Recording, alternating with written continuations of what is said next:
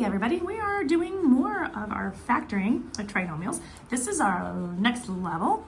This is when we have the center number, the b value, is a minus, and then our last number, our c value, is a positive number. So we have, again, we're talking about these, our a value, which is the number in front of the squared variable, is 1.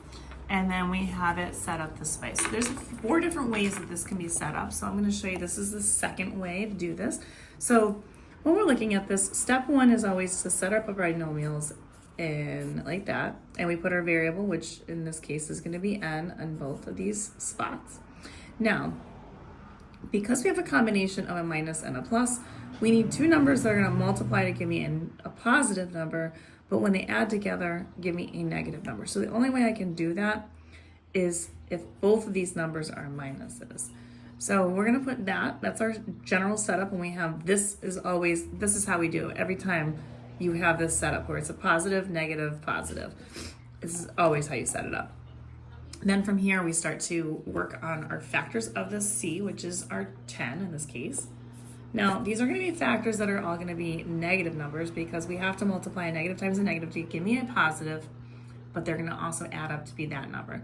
So we do that. What I usually like to do is start with 1 in itself, so 1 and 10, and then I usually work my way up, so 2 and then 2 times 5, and that's the only factor pairs that you have. Now, because this is a positive number that adds to a negative, all of these numbers have to be negative, as I already said right here. So we're going to throw negatives in front of all of these numbers. And now we're looking for the pair that adds up to negative 11. And the only pair that adds up to negative 11 is this set.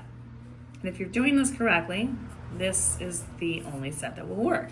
So here is your setup. This is how you would factor this trinomial. And then you want to look at a part 2 of this. You'll be able to see how I check to make sure that my work is done correctly. Don't forget to like, share, and follow for more. And check me out on Instagram, TikTok, and YouTube at YouWantAlgebra. All of these are located in the playlist of quadratic formulas.